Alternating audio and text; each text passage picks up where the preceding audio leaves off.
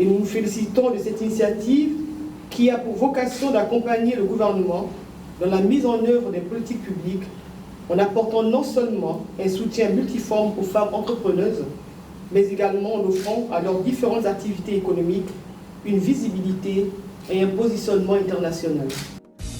Premier du genre à Libreville, le Hub Femmes d'Avenir ambitionne de permettre sur 3 ans à près de 130 entrepreneurs gabonaises de bénéficier d'un accompagnement dédié incluant formation, mentorat, mise en réseau et accès au financement.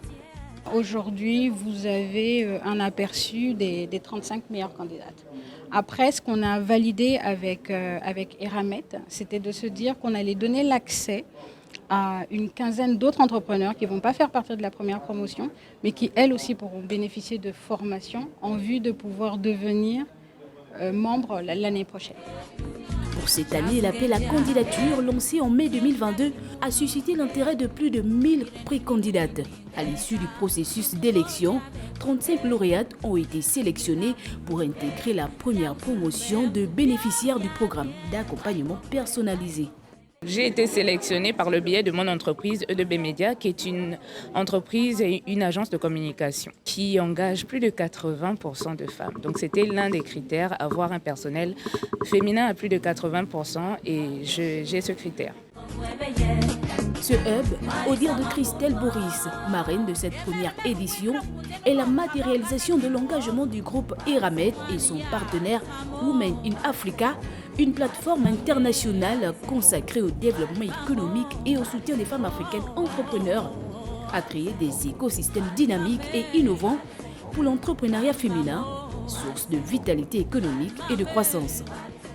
Eramet a une politique très développée de RSE, de responsabilité sociétale et environnementale.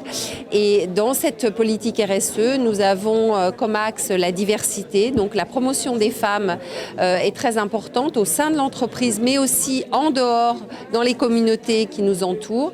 Le développement économique des pays qui nous accueillent est également un axe très important de notre politique RSE. Et là, nous combinons les deux. Nous combinons à la fois le développement économique, la promotion de l'entrepreneuriat et puis les femmes qui sont souvent porteuses de projets, souvent très dynamiques, audacieuses. Et c'est ce que je leur ai dit. Selon le Premier ministre Rose Cristiano Soukara Ponda, le Hub Femmes d'Avenir, qui ouvre ses portes à Libreville, est une opportunité que les femmes gabonaises devraient saisir non seulement pour une meilleure inclusion de ces dernières en entreprise, mais aussi en tant qu'entrepreneurs. D'où l'engagement du gouvernement gabonais à tout faire pour le rayonnement de l'innovation au Gabon.